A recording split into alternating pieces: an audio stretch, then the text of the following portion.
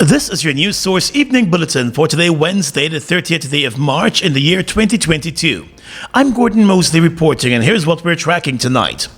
Attorney General and Minister of Legal Affairs Anil Nandlal has defended the President's decision to move ahead with the appointment of Assistant Police Commissioner Clifton Hicken to act as Police Commissioner in the absence of consultation with the opposition leader and the Police Service Commission. Appearing on his weekly TV show Issues in the News last evening, the Attorney General said in the absence of an opposition leader and in the absence of a Police Service Commission, he believes the President has acted lawfully to appoint Mr. Hicken to act in the position of Police Commissioner. A president can't abdicate his responsibility and can't allow the police force that is responsible for the national and domestic security of the country to be without an administrative head. Therefore, the law will justify a president making an appointment even though those with whom he has to consult are not available for consultation. The President has appointed Hicken as acting Police Commissioner and not to the substantive position of Police Commissioner. The People's National Congress reform has threatened legal action, pointing out that the Constitution is clear on the process for the appointment of a Police Commissioner and deputies. The PNC has also raised concern about the most senior officer in the force, substantive Deputy Police Commissioner Paul Williams, being bypassed by his junior officer to act as Police Commissioner. Article 2116 of the Constitution references the holder of the office of Deputy Police Commissioner to be next in seniority in the police force after the Police Commissioner. But Attorney General Anil Nandlal is of the view that with no opposition leader and no Police Service Commission in place, the President needed to act. Currently, you don't have a leader of the opposition, and you don't have a Police Service Commission. It's no fault of the government or the President that there is no leader of the opposition. It's no fault of the government or the President that there is no Police Service Commission, because the appointment of the Police Service Commission comes through a process which again involves consultation with the leader of the opposition, and there is no leader of the opposition.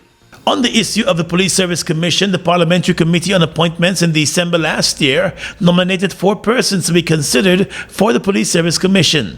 There was no action by the President on the nominations. The Constitution also states that the chairman of the commission is named following consultations between the President and the opposition leader. The office of the opposition leader only became vacant at the end of January. There were no moves for any consultation between the two on the position of the Police Service Commission chairman before that resignation. Attorney General Nandlal said the police force cannot be headless.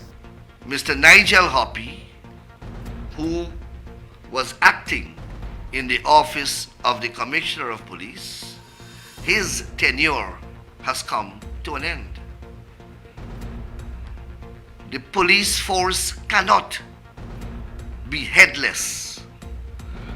The police commissioner is the person who has overall management and superintendence over the Guyana police force. He is responsible for the day-to-day management and superintendence of the Guyana police force. Therefore, you cannot have a police force without a person performing those functions. Deputy Police Commissioner Nigel Hoppy performed the functions of Police Commissioner following the retirement of Leslie James as Commissioner of Police. Hoppy was never appointed acting Police Commissioner, since the process to make such an appointment is the same as the one to make the appointment for the substantive position, legal experts have pointed out. President Irfan Ali has said he has acted out of necessity in his decision to appoint Assistant Commissioner Clifton Hicken as acting police commissioner. He has not explained why the most senior officer in the force was bypassed for that acting position. More news coming up in just a moment.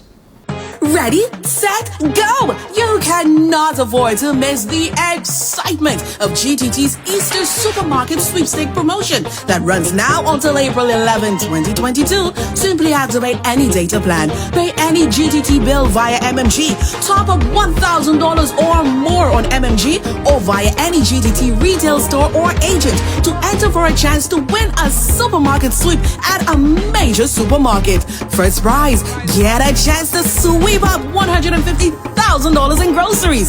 Second prize, you can grab up to $100,000 in groceries. And for the third prize, you can sweep up to $50,000 in groceries. So what are you waiting for? It's time for you to enter the GTT Supermarket Sweepstake promotion now. Promotion ends April 11, 2022. See press for more details. GTT. Together we connect to this Easter season. Together we rise. Live your fantasy at Fantasy Gaming Lounge. Win big daily. Millions in cash prizes every week. Now located at Giftland Mall, Fantasy Gaming Lounge, the best bet in town. Social media is a great way to stay connected, and let's face it, who doesn't like likes? Whether you're showing off that great outfit or celebrating a work promotion, your first priority should be staying safe online. So shop only on secure websites, those with URLs that begin with HTTPS. Never overshare, including your location with strangers online. Configure your Facebook privacy settings to only share your photos and other personal information with family and close friends. You can be social, but it's important to be safe online.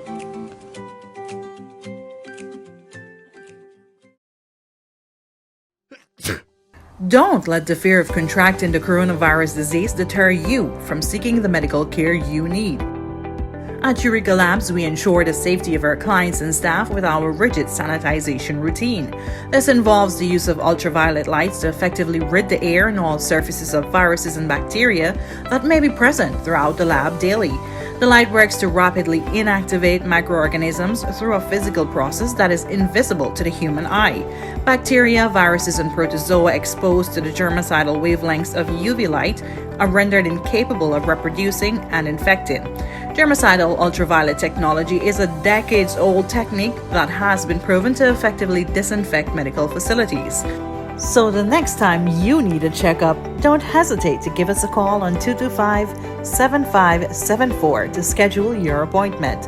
Our services include comprehensive blood tests, ultrasounds, DNA, HIV and STI testing, x-rays, cancer screening, and more.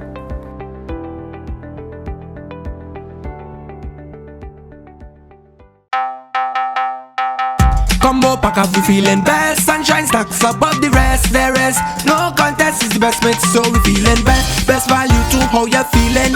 Ole cheesy, too much ripples and more. Combo pack up, flavors galore, yeah. Combo pack up, we feeling best. Sunshine stacks above the rest. There is no contest, is the best mix, so we feeling best. Sunshine Snacks Combo Pack, now with a new look and new mix. Grab your pack today. Best mix, so we feeling best. In just 2 years, oil production earned Guyana a whopping $608 million. These funds are being used to build bridges, roads, and other infrastructure to improve the lives of all Guyanese. Give me one dembe for my whole family. Their bread is tasty.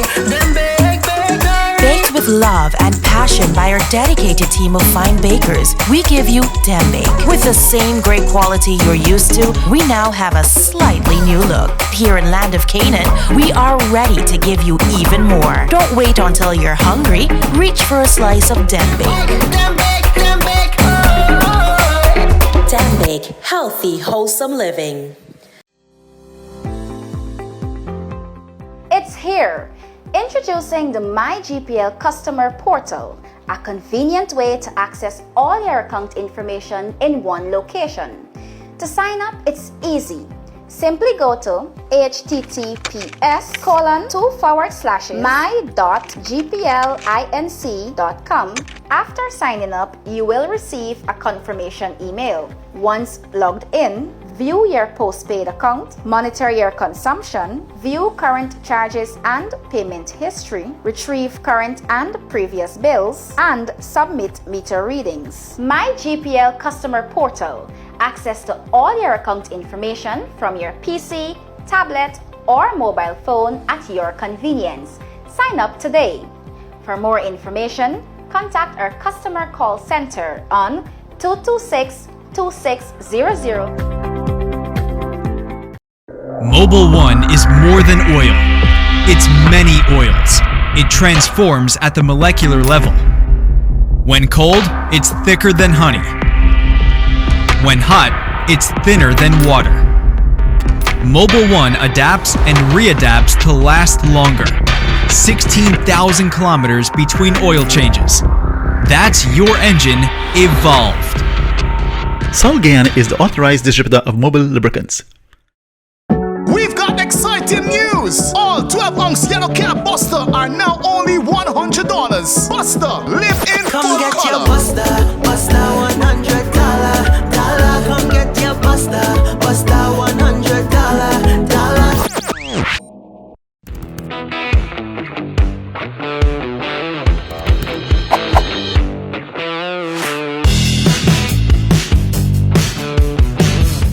The women's arm of the Alliance for Change Party has written an open letter to the president calling for an immediate probe of allegations of predatory and improper behavior of local government minister Nigel Dharamlal.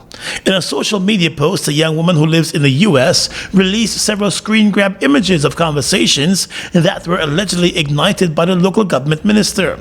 The young woman claims that after she clicked like on a post that was made on the minister's Facebook page, she started getting direct messages allegedly from the minister. In those messages, inquiries were made of her whereabouts and invitations were extended for her to visit Guyana and be accommodated at a popular hotel, while questions were also asked about her sexual preferences. The young woman further detailed that images of the minister lying on a bed and other selfie images of him and his private parts were also sent to her.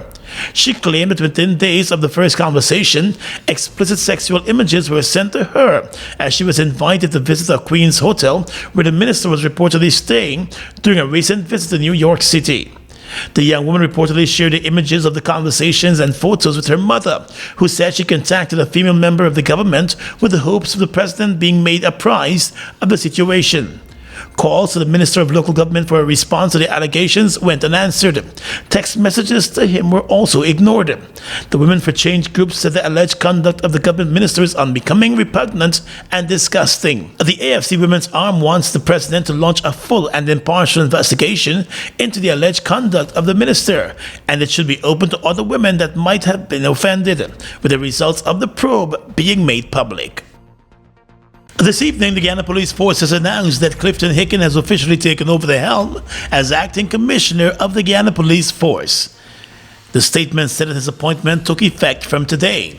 And prior to his appointment, Mr. Hicken was performing the duties of Deputy Commissioner for Operations. Since taking over the Guyana Police Force as the acting police commissioner, he has made some management changes.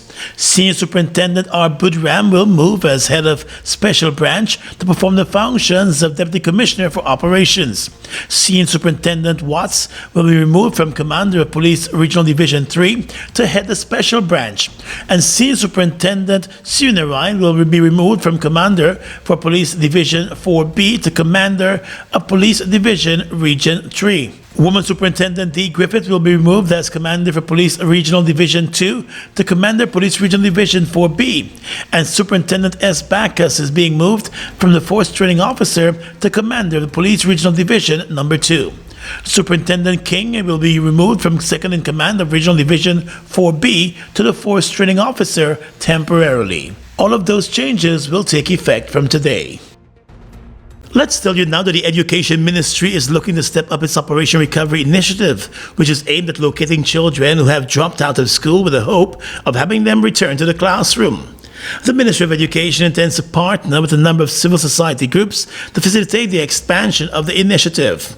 On Tuesday evening, Education Minister Priya Manek Chand met and held talks with representatives from a number of civil society groups. It was explained that the Operation Recovery was launched initially within the 11 educational districts to find those primary school students who have been continuously absent from school since schools restarted and those who have missed the recent National Grade 6 Assessment mock examinations. The program will now focus on students at all levels who continue to be absent from the classroom. Minister Manek Chand explained that the COVID-19 pandemic has impacted the education sector with the loss of instructional time and learning loss due to schools being closed for over 18 months. She said that recognizing that the need to mitigate the long-term effects of school closure, the ministry implemented a system of phased reopening. From the 25th of April, all schools will be fully reopened, and the Ministry of Education is hoping that this Operation Recovery will result in more students being present in the classroom across the country. The ministry recently announced that it also intends to launch a major literacy program to tackle some of the learning loss problems that have been noticed in schools. Chairman of the Trade and Investment Committee of the Guyana Private Sector Commission, Ramesh Duku, is accusing some private companies in the region of manipulating the local content laws of Guyana to suit themselves. During a presentation at the luncheon of the Guyana Manufacturing and Services Association yesterday, Mr. Duku said some Trinidadian companies operating in Guyana have been trying to find ways to circumvent the recently passed local content laws for the oil and gas sector to best suit them. We are here to embrace you on our terms. Don't be disrespectful of us. Don't be disrespectful of our laws. You have some more deadly local content laws than we have. And already we're seeing foreign companies making to their staff members shareholders in the company and doing other things, other manipulative things to qualify for the local content register. The local content legislation is geared towards giving Guyanese companies and Guyanese more opportunities and preferential opportunities in the oil and gas sector. It sets out a number of requirements for companies to qualify to be registered for opportunities in the gas sector. Mr. Duku said there must be greater investigation of those companies registering for local content in Guyana. The authority given to the local content secretariat has to be deeper. It has to be associated with the Companies Act of Guyana, and they must have more authority to investigate companies. Some businesses in the region have raised concern about some parts of the local content legislation and whether they breach existing trade treaties that Guyana is a party to.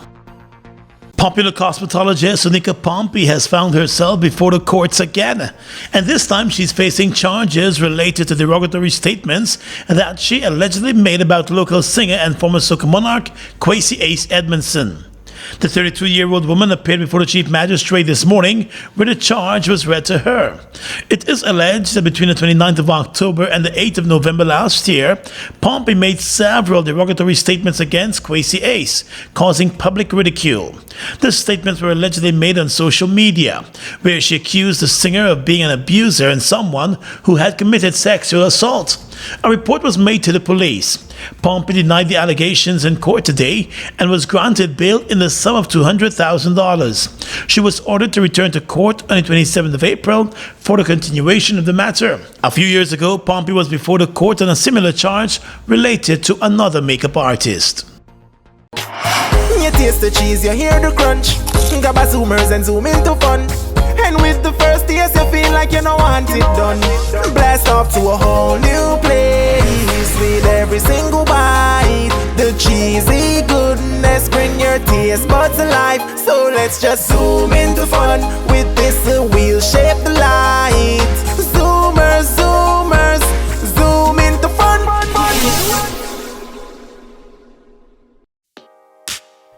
Mobile Special and all other mobile lubricants are distributed by Sol Guyana Inc. Mobile Special and all other mobile lubricants are distributed by Sol Guyana Inc.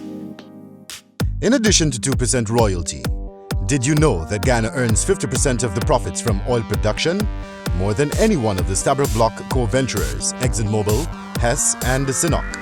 And by 2026, the government is expected to export 50 million barrels of oil per year, which can earn as much as $4 billion. Live your fantasy at Fantasy Gaming Lounge. Win big daily. Millions in cash prizes every week. Now located at Giftland Mall, Fantasy Gaming Lounge, the best bet in town. We've got exciting news! All 12-ounce yellow cab Buster are now only $100. Buster, live in Come full get color. your Buster, Buster $100. Come get your Buster, Buster $100. Fuel it up and drive, super 95. Tune up, fuel it up and drive, super 95. Tune up. Protect your fuel system, boy. High mileage and performance, boy. Guy Oil's Super 95 gasoline gives you more reasons to drive and is available at 56 service stations nationwide. For affordable price, high performance, and high mileage, choose Guy Oil's Super 95 gasoline. Fuel it up and drive.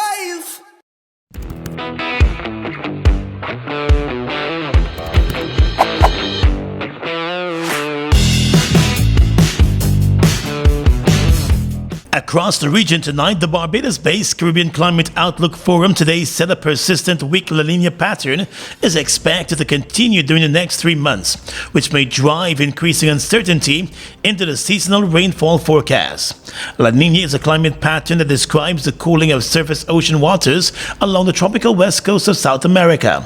La Nina is considered to be the counterpart to El Nino, which is characterized by unusually warm ocean temperatures in the equatorial region of the Pacific Ocean. The weather authorities said the uncertainty points to the AMJ rainfall and wet day forecast towards climatology across most of the region, with equal chances for above normal, normal, and below normal probabilities.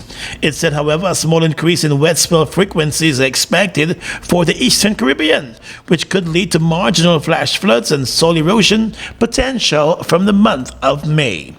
According to the publication, as of the 1st of March, shorter-term drought has developed in Antigua, Dominica, Guadeloupe, Martinique, St. Lucia, and St. Vincent, with moderate longer drought developing in northwest Bahamas, western Cuba, Dominica, southeastern Dominican Republic, Guadeloupe, Martinique, St. Kitts, St. Lucia, and St. Vincent.